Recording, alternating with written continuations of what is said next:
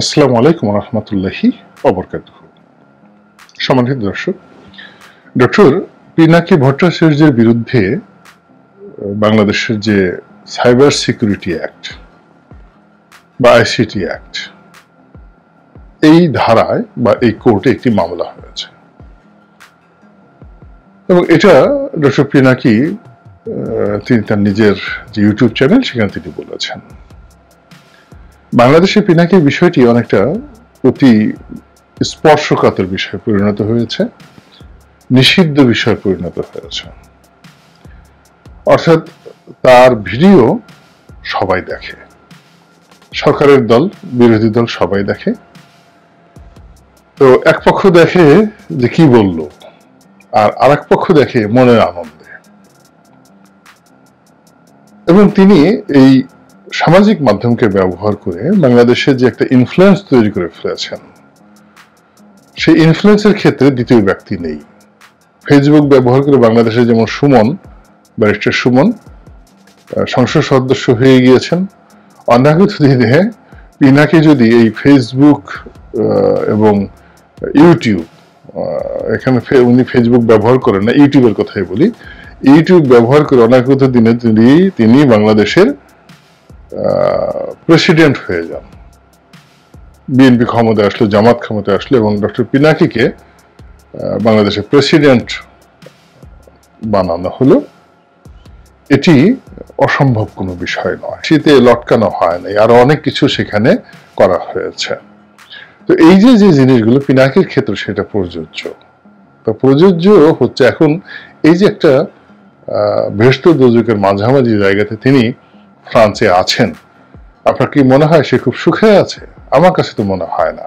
সে হাসেন, তিনি হাসেন, কথা বলেন, উজ্জীবিত করেন অনেকে, কিন্তু তার যে ভয় নেই বা তার যে আতঙ্ক নেই, এর কোনো রিজন নেই। এর কারণ হলো পশ্চিমা দুনিয়া এখন তিনি ফ্রান্সের খুব আপনজন হিসেবে আছেন, সরকার থেকে প্রোটেকশন দিচ্ছে।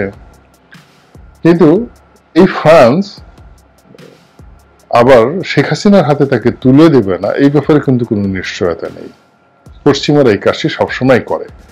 জুলিয়ান অ্যাসান্সের মতো লোককে তুলে দিয়েছে, মানে সে ব্রিটেন এখন আমেরিকার কাছে তুলে দেবে।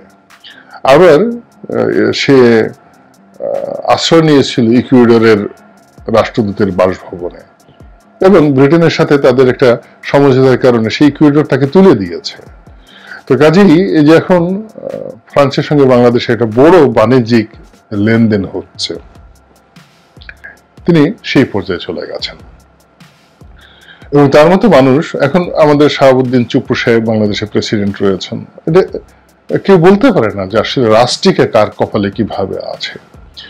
তো ডক্টর পিনাকি যেভাবে একের পর এক পরিশ্রম করে যাচ্ছেন, কষ্ট করে যাচ্ছেন, ঝুঁকি নিচ্ছেন, তার ফলে কি হচ্ছে, তিনি যাদের জন্য করছেন সেখানে তার জন্য একটা স্পেস তৈরি হচ্ছে, বিশাল একটা স্পেস তৈরি হচ্ছে। সেই স্পেসের মাধ্যমে তিনি বড় কিছু একটা হয়ে যেতে পারেন, বড় কিছু।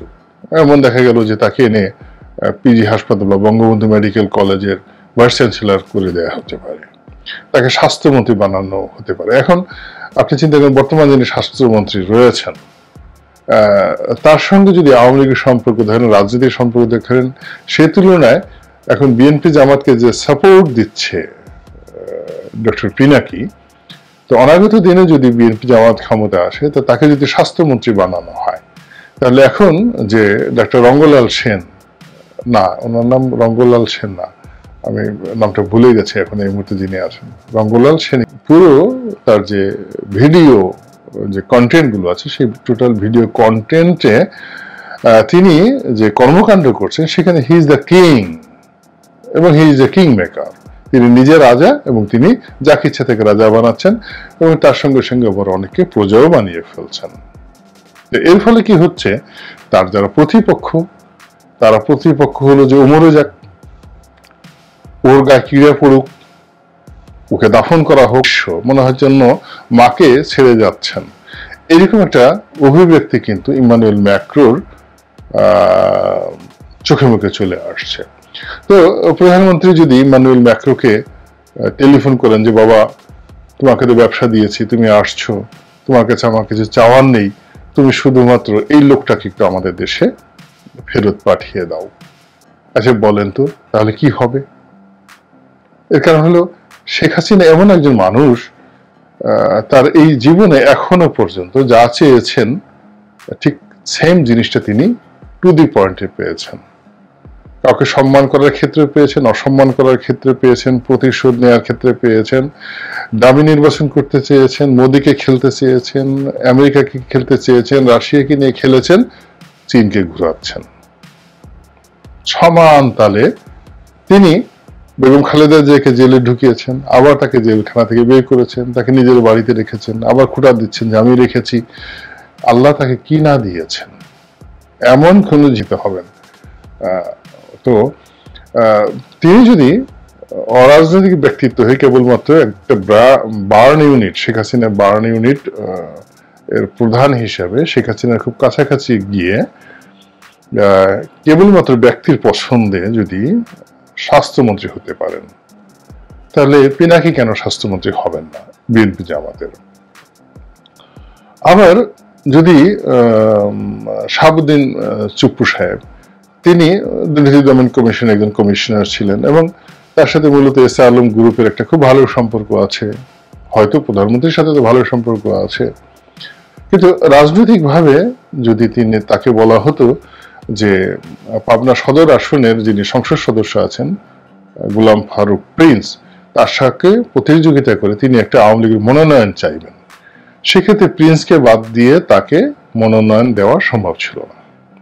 একেবারে ওর বিভিন্ন জায়গাতে সুই ঢুকিয়ে দিয়ে তার মধ্যে আবার সেই মরিচের ইনজেকশন, কাঁচা মরিচের, বোম্বাই মরিচের ইনজেকশন ঢুকিয়ে দেওয়ার পরে যে চিৎকার করত, সেই চিৎকার করলে ও যে আমাকে গালাগালি করছে বা আমাদেরকে গালাগালি করেছে এইটির ব্যাপারে একটু তৃপ্তি পেতাম। এই ধরনের একটা এক্সট্রিম পর্যায়ে কিন্তু সে চলে গেছে।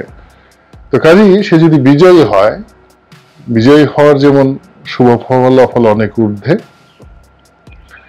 আর যদি তার যারা প্রতিপক্ষ রয়েছে তারা যদি তাকে ধরতে পারে, তারা যদি তাকে আনতে পারে, তারা যদি তাকে ব্যবস্থা নিতে পারে, তাহলে সর্বনাশ হয়ে যাবে, মারাত্মক সর্বনাশ হয়ে যাবে। এবং আপনারা জানেন যে এই যে কর্নেল ফারুক রশিদ, এই যে কর্নেল ফারুক ধরা হয়েছে, মারা হয়েছে, তো তাকে এনে কি করা হয়েছে, চর থাপ্পড় কিল ঘুষি, মানে সে বঙ্গবন্ধুকে হত্যা করেছেন, করার পরে তাকে যে মৃত্যুবরণ করতে হয়েছে, খালি ফাঁসা সম্ভব ছিল।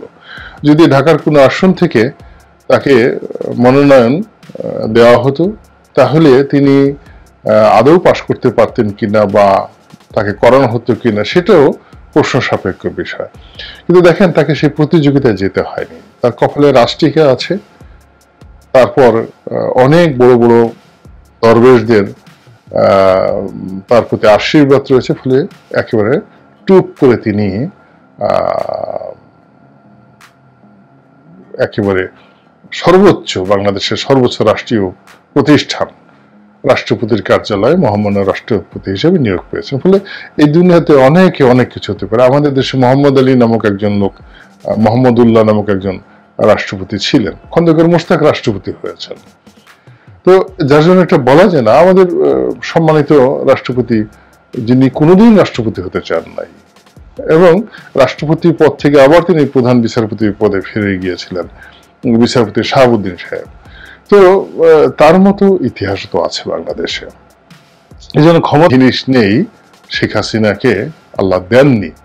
তো কাজী শেখ হাসিনা যদি চান যে পিনাকি আসবে, বাংলাদেশে আসবে, তিনি দরকার হলে ফ্রান্সের এখন যা কিছু কেনার দরকার আছে তার চেয়ে আরো ক্রয় আদেশ ডবল করে দিবেন, দ্বিগুণ করে দিবেন, যে আমি আরো বেশি বেশি জিনিস কিনবো, কিন্তু শর্ত হলো এই ওয়ার্ক অর্ডার দেওয়ার আগে এক হাতে ওয়ার্ক অর্ডার আর এক হাতে স্পেশাল বিমানে করে পিনাকিকে বাংলাদেশে পাঠিয়ে দিতে হবে।